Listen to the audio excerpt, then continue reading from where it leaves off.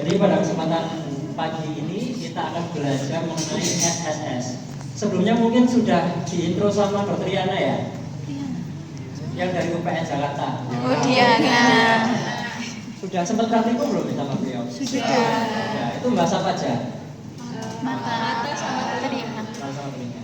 Kurang lebih juga akan sama sih. Mungkin ini akan lebih ke radio aja. Jadi memang kalau SSS ini sebenarnya kan special sensory system ya. Yang kelihatan dari luarnya makroskopis itu sebenarnya hanya sedikit. Kalau misalnya kita melihat yang bisa dilihat dari mata telanjang itu biasanya mungkin telinga sama anatomi luar dari mata aja. Sisanya kita perlu alat-alat tertentu untuk kita bisa melihat organ-organ yang lebih kecil dan lebih dalam. Sekarang kalian mau belajar telinga dulu atau mau belajar mata dulu? Ini nanti belajarnya bareng dulu, terus nanti kalian berkelompok ya, dibagi jadi 4 ya. Jadi kita mulai dari otot-otot yang ada di luar dulu. Ada berapa sih otot-otot yang mengelilingi mata, yang fungsinya untuk menggerak bola mata? Ada yang tahu nggak? 6. Ayo apa aja? Yang itu boleh, tapi terlalu jauh. Yang buat penggerak bola mata? Rectus. Jadi rectus itu ada 4. Rectus superior, lateral, inferior, dan medial. Nah, dari rectus itu ketambahan lagi sama 2 otot-otot oblik. Rectus itu artinya lurus, straight. Sedangkan oblik itu artinya belok. Nah, jadi ada 2 otot belok, yaitu oblikus superior dan oblikus inferior. Ingat nggak disarapinya dengan apa? Yang superior nervus 4.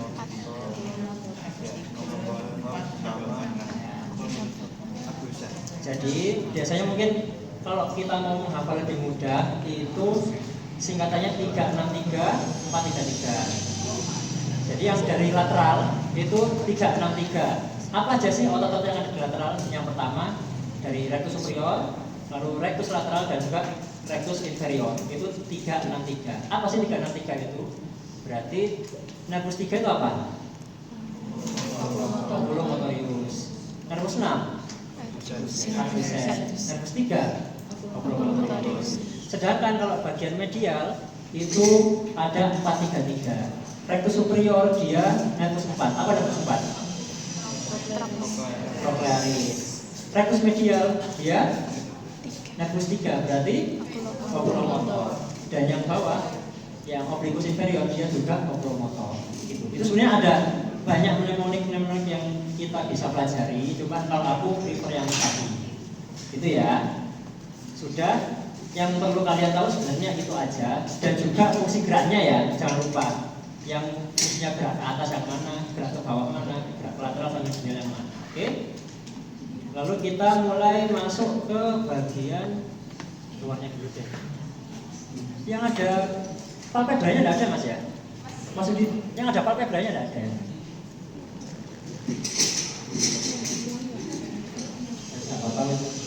Jadi, ya, palpebra itu apa sih?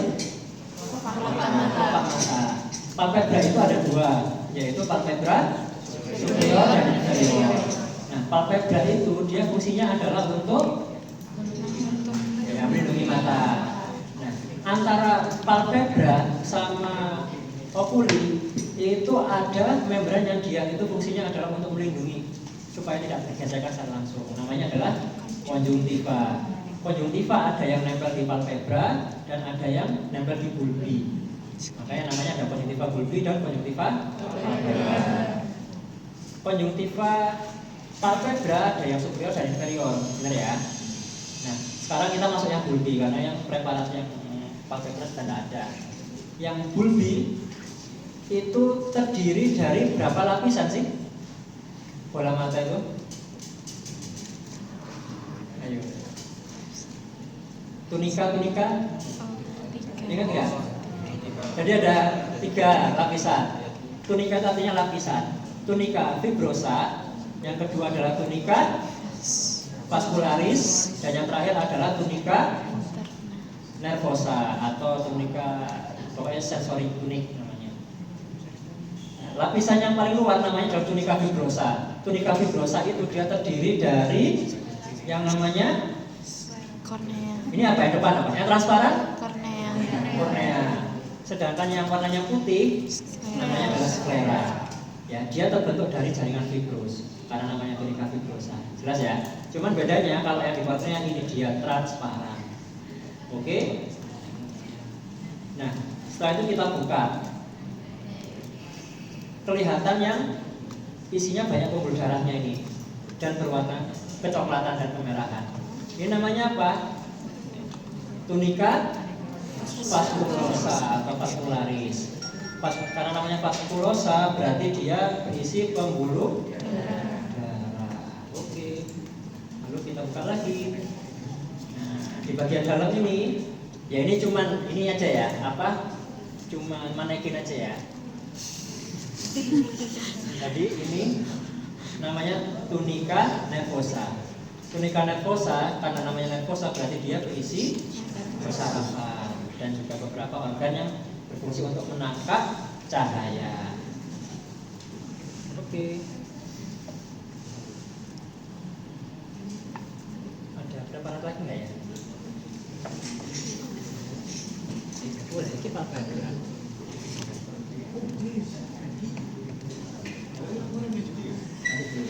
Ini sambil tak dongeng sebentar ya.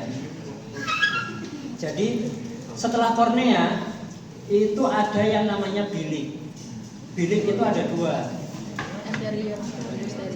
anterior dan posterior chamber.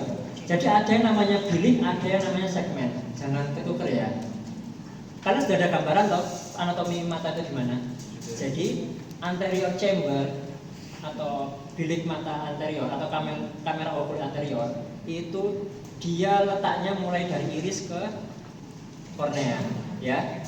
Sedangkan dari belakang iris ke lensa itu namanya adalah kamera okuler posterior. Oke. Nah, kamera okuler anterior dan kamera okuler posterior itu termasuk dalam segmen anterior. Ya. Sedangkan yang segmen posterior itu letaknya ada di vitreous humor. Oke? Letaknya ada di belakangnya si lensa itu. Jelas ya? Jangan ketukar antara lensa dan juga lensa. Segmen dan juga chamber. Oke? Ini nanti beberapa ada yang keluar ujian nanti ya.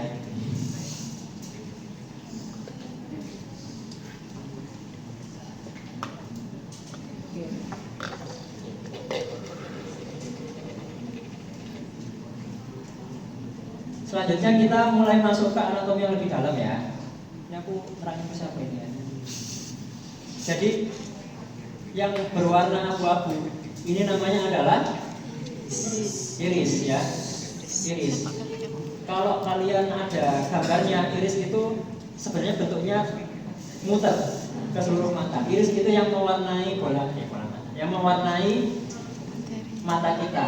Oke? Sedangkan pupil itu adalah ruangan kosong yang dia dibatasi oleh si iris itu sendiri. Jelas ya? Jadi pupil itu ruangannya. Kalau pupilnya dilatasi, berarti sebenarnya apa yang dilatasi? Irisnya. Jelas ya? Jadi iris itu dia terdiri dari dua otot, yaitu sphincter pupil dan juga dilator pupil.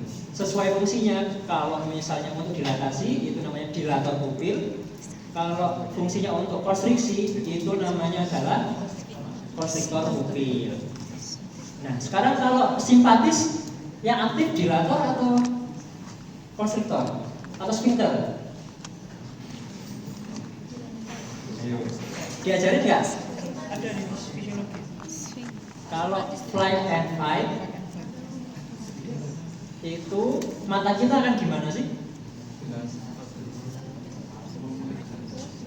Nah, jadi kalau misalnya kita lagi tegang atau kalian habis lihat hantu, mata kita itu akan dilatasi, akan belok. Nah, itu adalah tanda dari flight and fight. Nah, berarti yang bergerak adalah muskulus dilator pupil. Jelas ya? Sedangkan kalau misalnya kita lagi disentrin sama teman kita, mata kita akan mengecil tuh. Apa yang bergerak? Muskulus constrictor pupil atau muskulus sphincter pupil. Jelas ya? Ada yang bingung nggak sampai sini? Sudah bisa bayangin belum ya?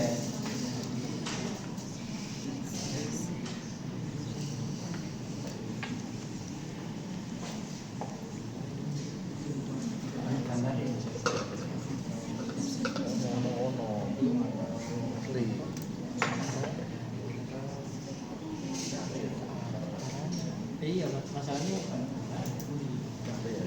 apa? Mudah. Kaget banget. Ini aja minta Mbak Fitri. Ada yang bingung nggak sampai sini? Enggak ya? Nah, kalian sudah tahu flow of the aqua, iya? Sudah tahu belum? Yang memproduksi humor aqua siapa sih? Apa? Prosesus ciliaris ya. Prosesus ciliaris itu dia letaknya ada di posterior chamber atau kamera okuli posterior. Dari yang menghasilkan itu namanya kan prosesus ciliaris. Prosesus ciliaris dia akan menghasilkan si humor aquus menuju ke pupil. Pupil itu dia adalah pintu keluar menuju ke kamera okuli anterior. Dari kamera okuli anterior akan dilakukan drainase di trabecular meswell. Pernah dengar ada kanal nggak di situ? Kanal sklem. Apa bedanya trabecular meswell sama kanal sklem? Sama-sama Kanalnya belakangnya. presentasinya di sebesar bulan. Wis siap ujian ya. Ya sambil nunggu gambarnya ya. Soalnya kalau anatomi mata ini kan memang mikroskopis, jadi kita ya preparat pun nggak ada ya.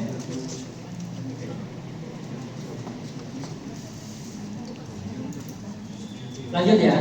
Habis dari jalur humor aquus tadi, kita sekarang lanjut ke otot-otot yang ada di mata, di dalam mata.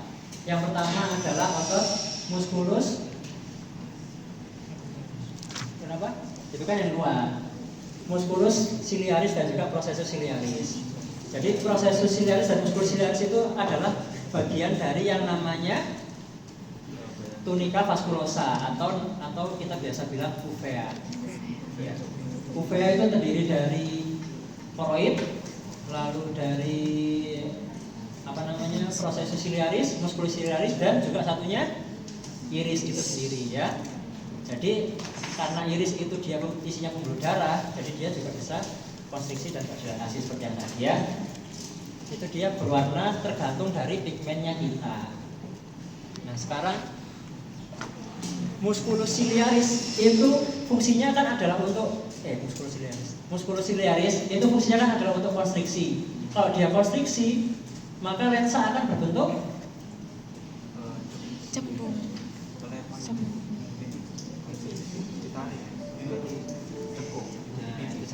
jangan kembali ya. Cembung. Kalau misalnya konstriksi nih, bisa bayangin musculus ciliaris nggak? Kalau musculus ciliaris itu konstriksi, dia akan memegang yang namanya Zonula sini. lensa melalui yang namanya zonula sinii. Nah kalau musculus ciliarisnya dia konstriksi, berarti zonula siniinya Melemas. kendor apa kenceng? Kendor ya, jangan kebalik. Bukan berarti kalau musculus ciliarisnya dia konstriksi, zonula siniinya bakal kenceng ya. Enggak, dia malah bakal dilatasi. Karena zonula siniinya itu dia kendor, sehingga si lensa akan berbentuk lebih ke cembung. Ya. Kalau misalnya cembung, berarti dia akan berfungsi sebagai penglihatan jarak dekat. Oke? Sedangkan kalau misalnya kita penglihatan jarak jauh, kita kan butuh akomodasi tuh. Kalau kita butuh akomodasi maksimum, kita butuh untuk mengerincingkan mata kita, maka itu kan akan terjadi sirkulasi ini itu akan mengencang dan menarik si lensa supaya dia bisa menangkap cahaya yang datang dari jauh. Seperti itu.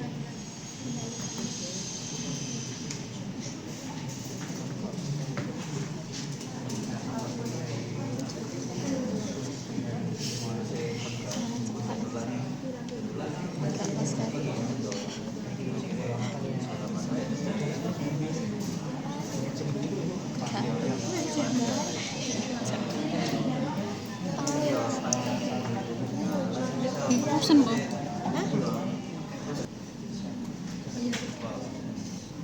Siapa yang memproduksi? Jadi humor vitreous ini dia sudah terbentuk dari kita embryon ya. Itu. Jadi memang dia cenderung lebih stagnan lah dibandingkan yang humor aqueous. Humor aqueous itu dia produksinya bisa membanyak dan sedikit. Semakin banyak dan semakin sedikit. Dan juga humor aqueous bisa terhambat. Hambatan itu namanya glaukoma.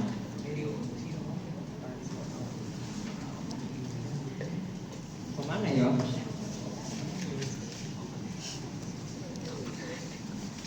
Di bagian posterior dari mata itu ada yang namanya fovea centralis dan juga macula lutea. Fovea centralis dan juga macula lutea ini dia adalah pusatnya dari fotoreseptor, bukan si kanalis centralis ya. Kalian tahu kanalis centralis enggak? Kan ini loh, apa? Nervus opticus. Ya, diskus opticus. Diskus opticus itu dia paling terang, tapi dia malah titik buta. Karena kenapa? Kenapa kok bisa gitu? Betul, karena dia nggak ada sel-selnya. Jelas ya. Jadi untuk pusatnya fotoreseptor itu adanya di fovea centralis, sedangkan blind spotnya letaknya ada di diskus opticus. Oke? Sambil kita masuk ke THT ya. Di mata ada yang ditanyain nggak? Habis kita masuk ke THT, kita bakal ke gambar. Setelah itu nanti dibagi 4 ya. Nanti tiap kelompok jelasin aku. Jelasin apa?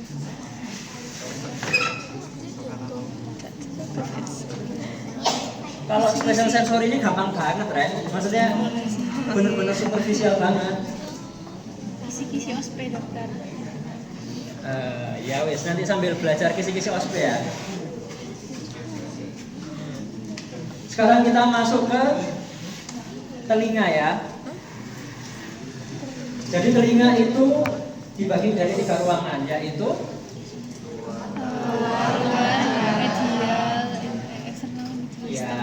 luar, tengah, dan dalam.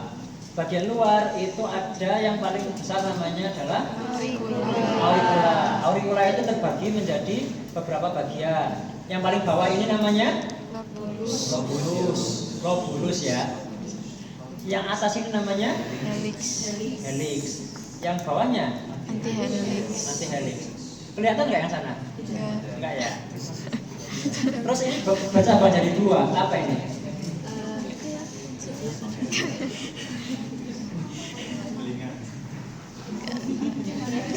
Ini nanti ya.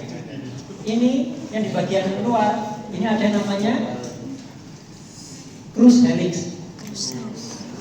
Pernah dengar crus helix nggak? Jadi ini helix, anti helix, ini crus helix. Oke? Ya, kayak ini ya. Terus ini ada yang namanya tragus.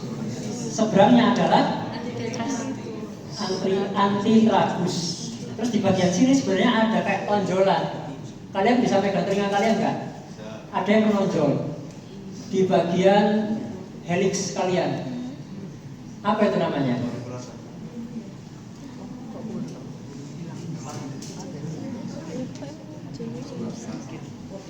Namanya adalah Darwin. Ada yang nggak punya tak?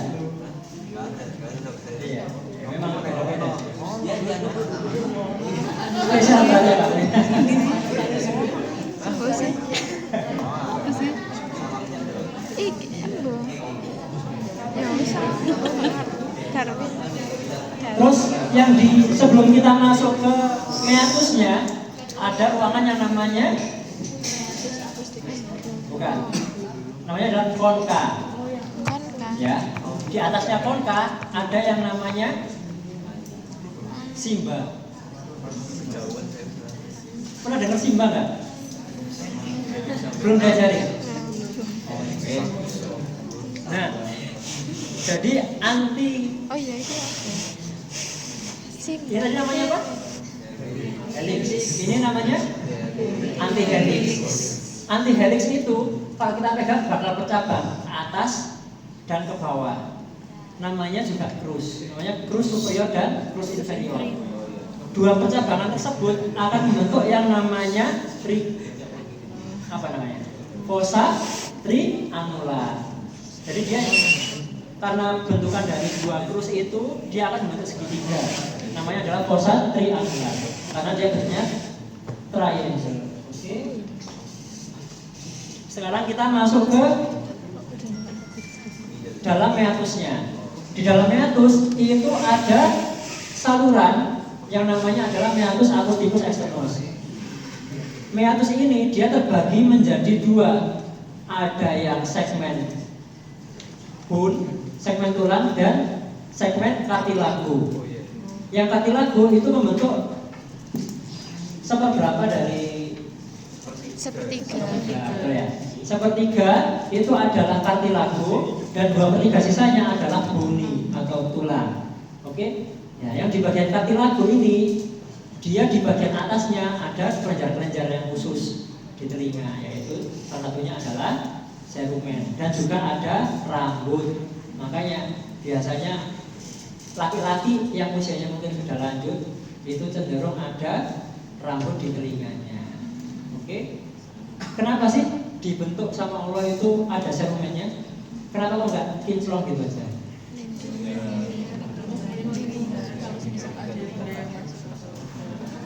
Salah satunya melindungi dari serangga ya. Kalau misalnya serangga itu kalau misalnya masuk ke telinga itu dia sebenarnya kalau dibiarin aja dia bakal mati-mati sendiri. Cuman memang biasanya kan nyapot-nyapot tuh. Seenggaknya si earwax itu tujuannya adalah supaya dia nggak bisa gerak. Intinya kayak gitu, membekukan. Kalian pernah nemuin nyamuk di telinga kalian nggak? Enggak. Atau kecoa? Enggak. Atau tomcat? Kalau nanti kalian di IGD, kalian bakal banyak nemuin itu. Apalagi yang kerjanya ngarit misalnya, ngarit atau ke sawah. Itu sering banget kemasukan yang namanya tomcat. Dan biasanya ibu-ibu itu sering kemasukan anaknya kecoa. Hati-hati ya. Tapi kalau misalnya kalian ketemu kayak gitu di IGD, jangan langsung diambil, Red. Dimatikan. Kalau misalnya kita ngambil itu pasti mereka akan berontak dan akan melukai, membuat lesi di sekitarnya. Oleh karena itu, keterasan awal yang perlu diberikan adalah dimatikan dengan Cairan kental. madu, minyak, kecap, serangganya hilang seperti tengkong. Pokoknya yang tidak berasa lah ya, minyak nggak apa-apa. Lanjut ya. Nanti suara setelah dari saluran itu dia akan menempel di yang namanya membrana timpani. Membrana timpani ini ada beberapa pars. Pars yang mengkilap namanya adalah pars Tensa.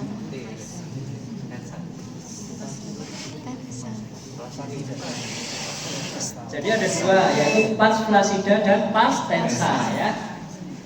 Nah, si membrana timpani ini dia ditempeli oleh yang namanya tulang. Tulang apa sih itu? Tulang pengaruh manis. Apa yuk? Namanya adalah tulang Oh iya. malleus. Ya.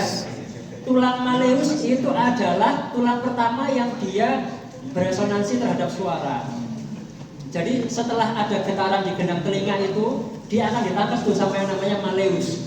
Malleus itu akan ditempel oleh otot. Oh, ya. Ototnya apa sih namanya?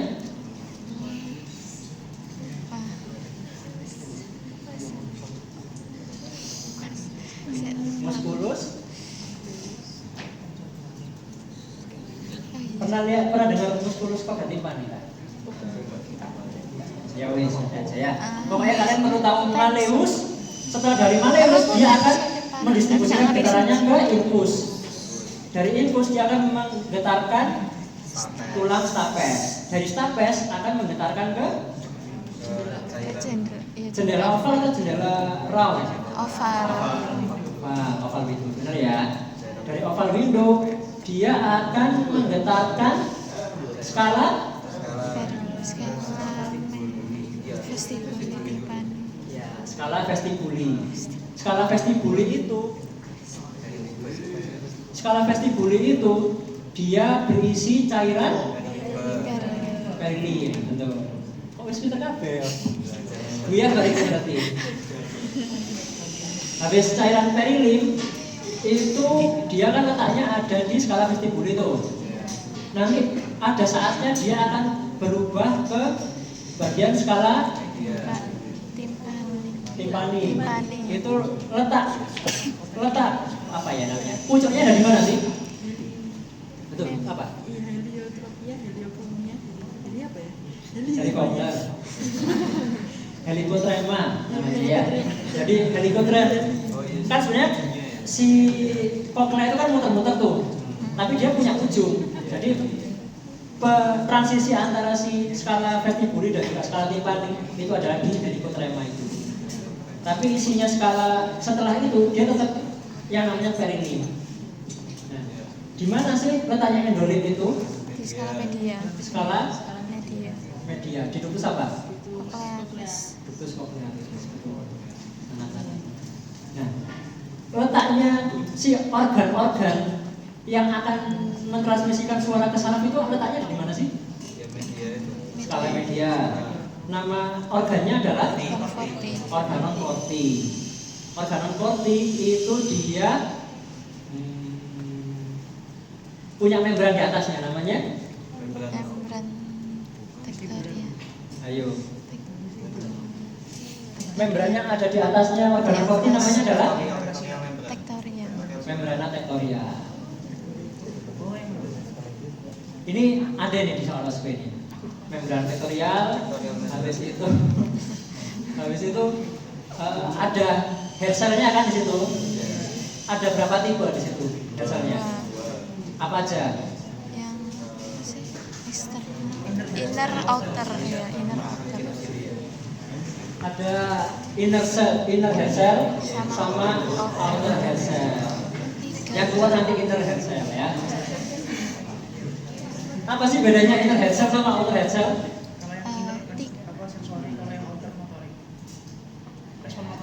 Ya, betul. Jadi 95% dari suara kita akan diterima oleh yang inner hair cell ya. Ingat, inner hair cell itu hanya ada satu lapis saja. Sedangkan kalau outer hair cell dia ada 3 lapis. Oke? Jadi jangan terbalik. Apa mana ya? Sekarang keseimbangan ya. Keseimbangan kita diatur di mana sih? Selain di telinga.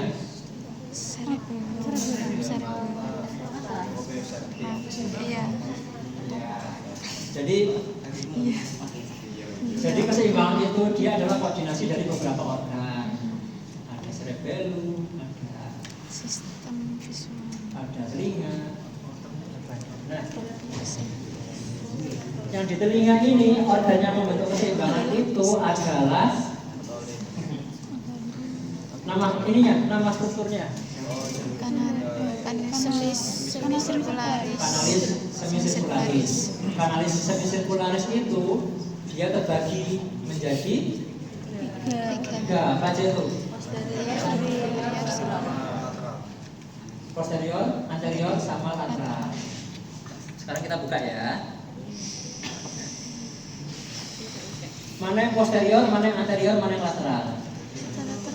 Lateral itu yang ini. Ini ya, cara ngafalinya gampang. Kalau dia paling atas, itu berarti superior. Superior. Kalau dia bentuknya horizontal, itu dia lateral. Berarti yang belakang ini adalah yang posterior. Jelas ya? Sekarang tinggal kamu posisikan sesuai bentuk anatomisnya aja. Bentuk anatomisnya, si rumah siputnya ini dia menghadapnya lebih ke depan ya. Jadi arahkan si ujungnya dari koklea ini ke arah depan. Nah, nanti kelihatan yang bentuknya horizontal, dia namanya adalah lateralis. Yang bentuknya paling atas namanya superior. Kok superior? Anterior, sorry. Anterior, yang di belakang namanya posterior. Oke? Ada yang bingung nggak?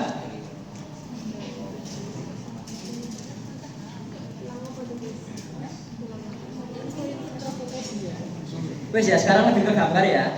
Kan tadi kalian sudah tak dongengi.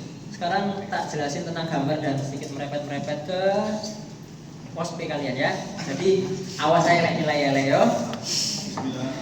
Soalnya ada berapa dokter? Soalnya yang tak buat itu ada 15. Cuma nggak tahu yang keluar berapa. Kemarin susah dokter. Masa sih susah? Iya. Ada yang remedi nggak? Ada. Susahnya kenapa? Susahnya. Gambarnya. Kemarin itu kalian berapa apa ya? DMS. DMS ya?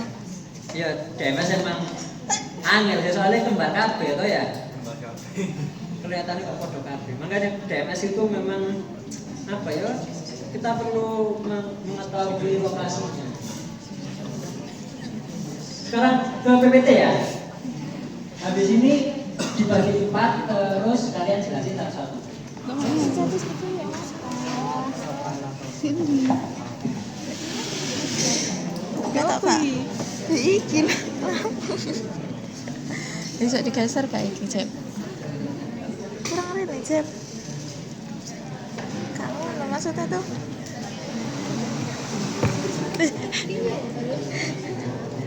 Ada tak mau nah. Kampus. Lagi saya melaku ta?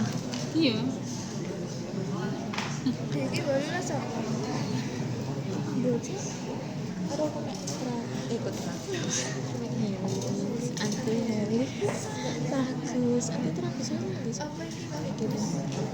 Bagus. Apa lagi? Harus apa?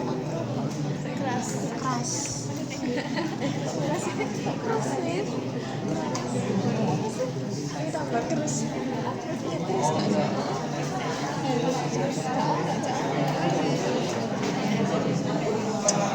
Ya, kamu gabung aja.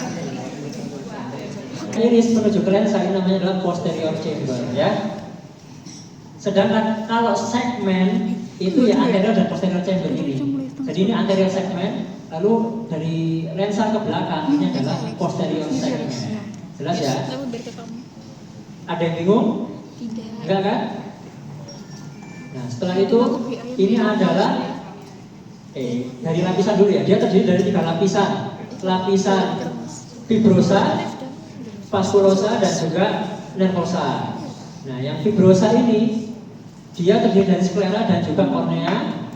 Koroid yang lapisan vaskulosa dia terdiri dari koroid yang ada di posterior. Setelah itu nyambung ke musculus ciliaris dan ada tegangan kecil-kecil ini namanya processus ciliaris dan juga si iris itu sendiri. Jelas ya?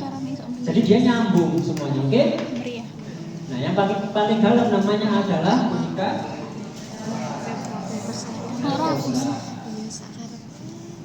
ada yang bingung nggak? Ada yang bingung? Enggak ya, paham ya? Setelah itu Ini tadi yang tak jelasin namanya adalah musculus ciliaris. Oke?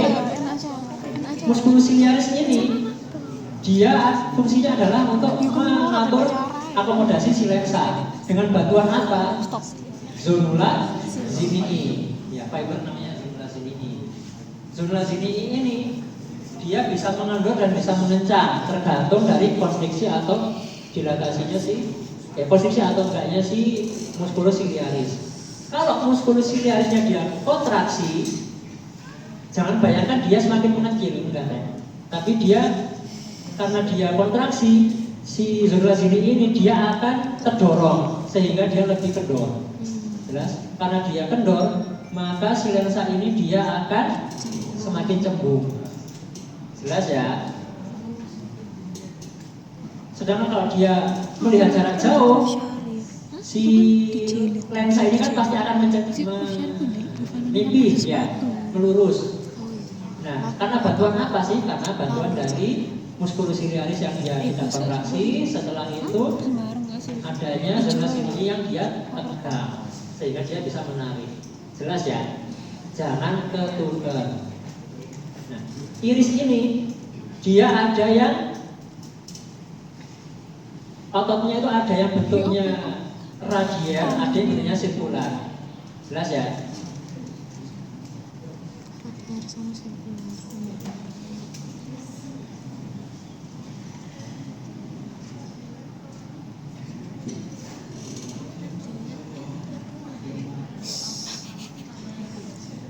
Ini ada kan di PPT ku ya? Nah, yang bagian dalam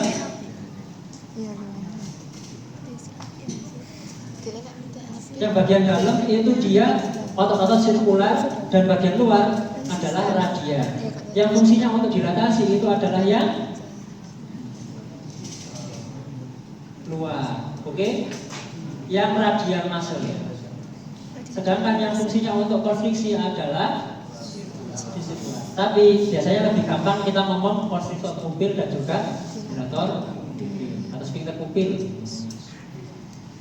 Jelas ya? Setelah itu kita lanjut.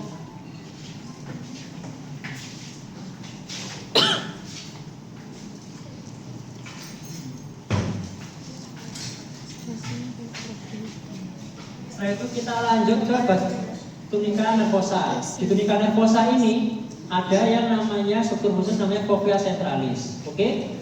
Fovea centralis itu namanya fovea. Fovea kan artinya depres yang di tulang itu loh. Ya kan ya? Fovea capitulumeri, ingat nggak? Apa ini? Fovea itu cekungan ya. Nah, di dalamnya makula lutea yang berwarna gelap ini dia ada cekungan namanya adalah fovea centralis. Jelas ya? Sedangkan di sini namanya adalah discus opticus, bagian yang terang. Oke? Jadi yang gelap ini yang isinya fotoreseptor, yang terang ini malah yang light spot. Jelas ya? Jangan ketuker ya, oke? Wes dari mata ada yang dibingungin nggak? Nggak ada? Oke, sekarang ke telinga ya.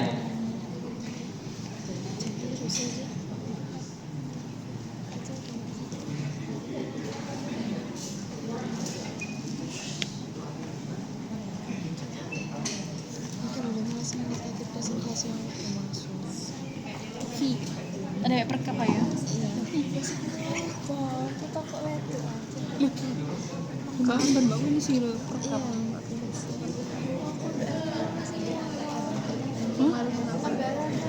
Iya. Jangan masih sibuk. Kelihatan jelas kan gambarnya? Wes ya, baik lagi ya. Jadi telinga itu dibagi menjadi 3 bagian, outer ear, middle ear, dan inner ear. Yang paling luar ini namanya adalah helix, sedangkan di dalamnya adalah anti helix. Oke? Di sini di bagian apa ini namanya ya? Earlobe, namanya adalah lobulus. Dia letaknya ada di posterior dan biasanya dipakai ante. Sebelum kita masuk ke meatus, kita akan bertemu oleh yang namanya concha. Nah tadi saya tambahin tuh, ada yang namanya Cruise helix. Mana sih cruise helix? Cruise helix itu letaknya ada di sini. Ingat ya, ada yang namanya cruise helix, ada yang namanya cruise anti helix. Oke? Kalau yang di helix itu namanya cruise helix. Kalau yang percabangan dari anti helix itu namanya cruise anti helix. Cruise anti helix itu dibagi menjadi yang superior dan yang inferior. Karena percabangan itu terbentuklah yang namanya segitiga triangular fossa. Jelas ya? Di bagian sini ada yang menonjol tuh. Kelihatan nggak panahnya? Yang bagian menonjol ini namanya adalah Darwin tubercle. Jelas ya? Setelah itu kita lanjut ke salurannya. Saluran ini terdiri dari sepertiga kartilago dan 2/3 tulang. Di bagian yang kartilago ini ada beberapa kelenjar-kelenjar serumen dan juga kelenjar minyak dan rambut, ya. Sedangkan kalau sudah sampai tulang ya, oke. Di ujungnya terbentuk yang ada yang namanya membrana timpani. Membrana timpani ini fungsinya adalah untuk menangkap suara. Membrana timpani ini nanti akan berfungsi untuk menggetarkan malleus, infus, dan stapes. Lalu menuju ke yang namanya oval window. Oval window ini dia akan menggetarkan si perilim yang ada di skala vestibuli. Dan apabila memang ada sisa, itu nanti akan dikeluarkan di round window. Jelas ya? Terus ini tuba eustachius. Apa sih fungsinya tuba eustachius? Ventilasi. Terus yang mengatakan.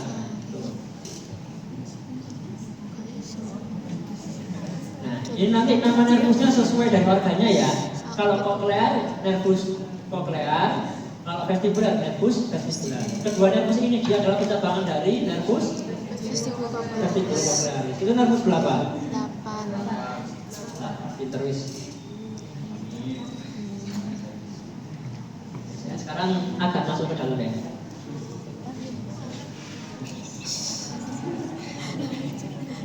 Kalian kuliah lagi jam 10 kan ya? Iya.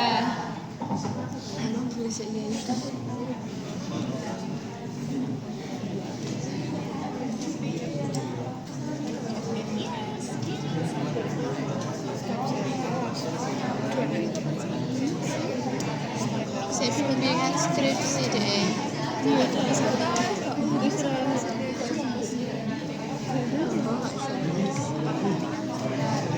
Konten ambek fiskal.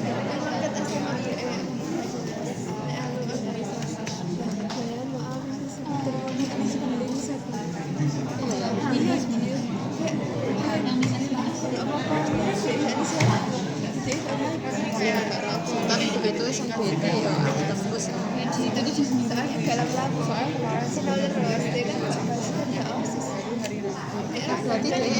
Lanjut ya, kita masuk ke koklea. Jadi koklea itu sendiri tadi kan ada skala timpani sama skala vestibuli, dan juga yang di tengah ada namanya skala media. Jadi ini adalah bentuk asli dari si koklea itu sendiri. Dia tidak lurus tapi dia muter-muter gitu ya. Yang bagian atas ini namanya adalah skala vestibuli, yang bagian bawah ini adalah skala timpani. Sedangkan yang biru kecil ini yang dia namanya skala media atau ductus cochlearis. Oke? Skala media itu isinya endolim, dan skala vestibuli dan skala timpani ini dia isinya adalah perilim. Organocorti letaknya ada di skala media. Gambarnya adalah kayak gini. Yang keluar salah satunya adalah sel-sel yang ada di sini. Jadi ada yang bentuknya satu tok, ini namanya inner hair cell. Oke? Sedangkan 3 baris ini namanya adalah outer hair cell.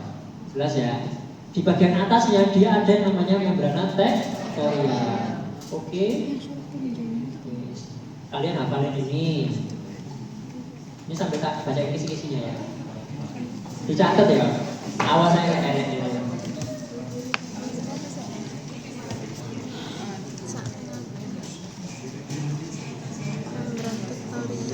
Terus apa mana?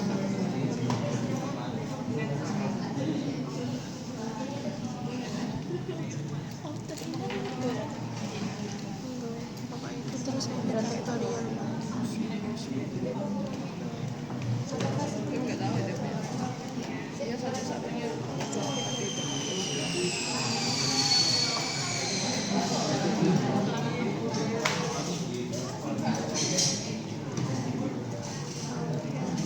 kelompok 2 itu. Siapa sih Krim? Nggak ada aku Kak. Nina nggak ada. Nina. Masyur. Si Krim masih ada. Nina. Orangnya apa?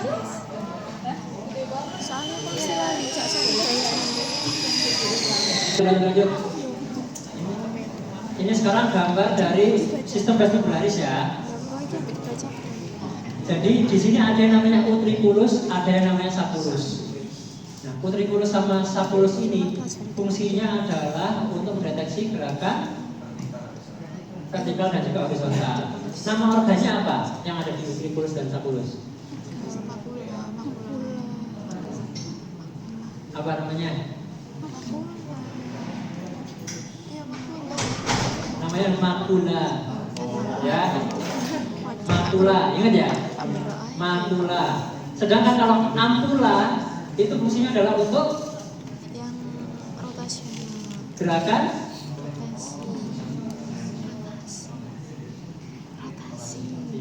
rotasi ya. Ingat, sekarang kalau utricula fungsinya adalah untuk Mengatur kecepatan linear. untuk yang horizontal ya. Utricula fungsinya adalah untuk yang horizontal. Maju mundur kalian tabrakan terus jedok itu fungsinya adalah dari utricula. Jelas ya. Sedangkan kalau sapulus ini untuk vertikal, untuk naik turun, naik lift, turun lift itu adalah menggunakan sapulus. Sedangkan ampula itu gerakan apapun yang rotasi. Jelas ya? Itu soal pertama.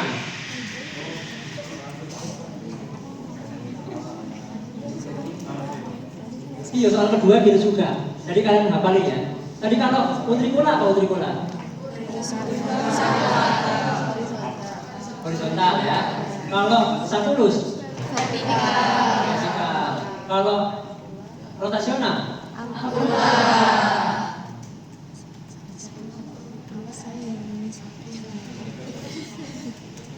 Apa tuh?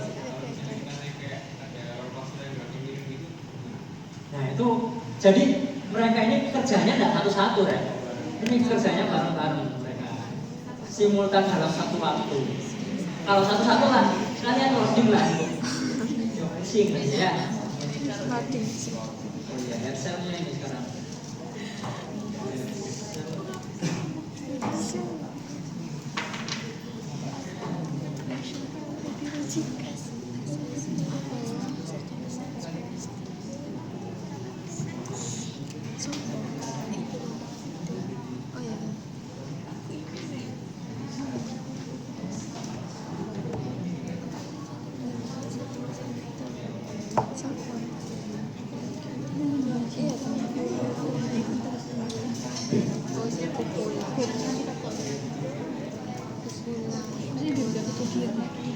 Ini jangan lupa ya, yang di utricula sama sapulus namanya makula, yang di ampula namanya krista. Oke? Selnya bentuknya mirip-mirip, tapi memang di atasnya biasanya ada yang namanya organ-organ otolit ya. Membrana otolit dan juga otolit.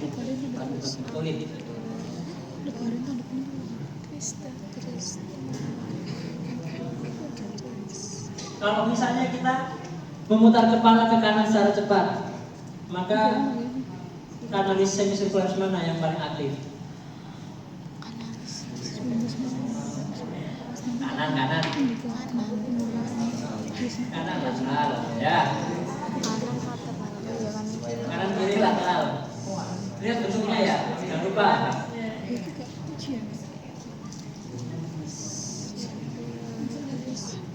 Kalian tahu tractus vestibulus spinal nggak?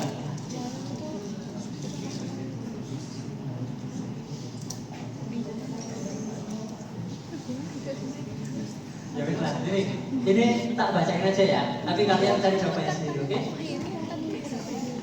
Jadi yang tadi, kalau misalnya kita gerakan linear, maka yang terpengaruh adalah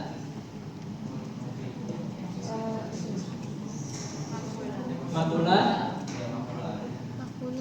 apa?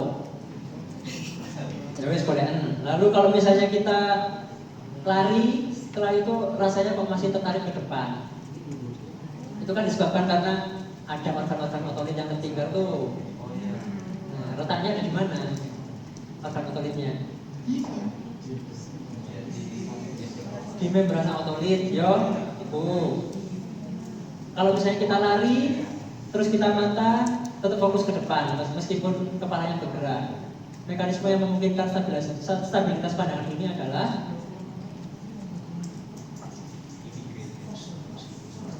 ayo cari ya, cari. Benar.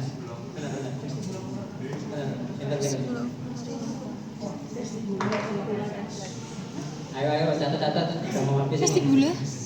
Ocular reflex. Kalau impuls dari sel rambut vestibular akan diteruskan pertama kali ke pusat saraf di batang otak. Tempat sinapsnya namanya adalah. Lanjut, seorang memutar kepala ke kanan tadi. Analisis simusirkulasi mana yang paling berpengaruh? Lalu seorang lansia kehilangan stabilitas dan cenderung jatuh ke arah satu sisi. Pemeriksaannya namanya apa? Dan jalurnya berperan dalam apa itu?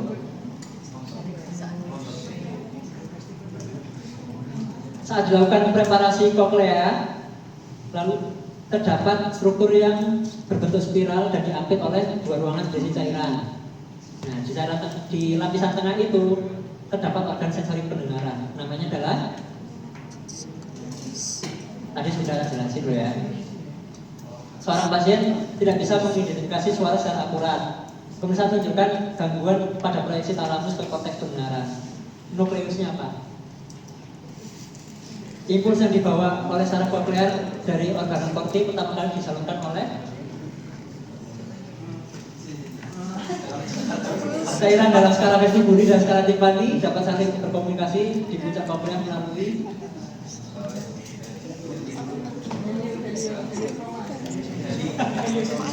Masih tahu tak guru nih.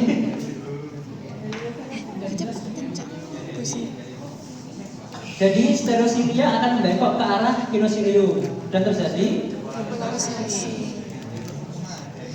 nukleus vestibularis menerima input dan mengirim proyeksi ke berbagai struktur. Yang bukan termasuk target utama nukleus vestibularis adalah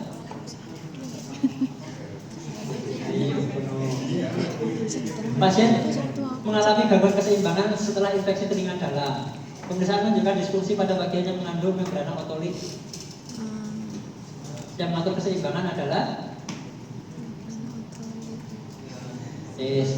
saraf vestibular membawa impuls ke batang otak dan masuk pada area. Salah satu peran penting dalam sistem vestibular adalah menjaga keseimbangan melalui integrasi input multisensorik. Manakah pernyataan berikut yang benar mengenai fungsinya? Dibaca ya. Saat lampu ruangan diredupkan, pasien memperhatikan bahwa ukuran pupil matanya melebar untuk menangkap lebih banyak cahaya. Berdasarkan mekanisme ini, struktur manakah yang berperan? Tadi udah ya. Seorang pasien cahaya redup. Pemeriksaan menunjukkan gangguan pada sel batang pada retina.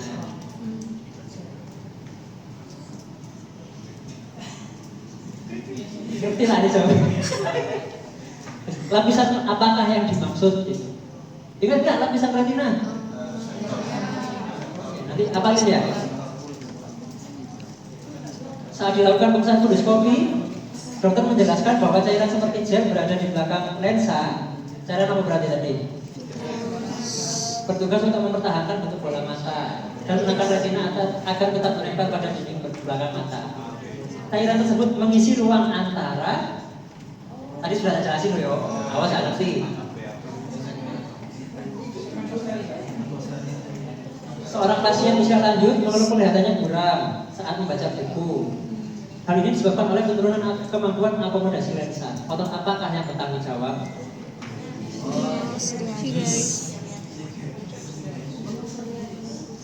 Seorang mahasiswa membaca tabel Snellen dan melihat huruf-huruf kecil dengan sangat jelas. Ketajaman penglihatan maksimal ini diperoleh karena fokus cahaya jatuh tepat pada area retina yang paling banyak mengandung sel. Area tersebut adalah ya 100 loh ya. Awas sama sing 50. Insya Allah. Enggak, bisa. Ada yang ditanyakan? Ada yang tanyakan? Jangan soal yang ditanyakan ya. Soalnya cukup kalian cari-cari dulu ya. Udah? Kalau misalnya tidak ada yang ditanyakan, nanti aku minta tolong. Tadi kan aku cuman spill sedikit soalnya ya. Kamu baca keseluruhan dari apa yang ada di soal itu, biar kamu belajarnya tajam, jangan terlalu ngelambah kemana-mana ya. Nanti biar hasilnya maksimal.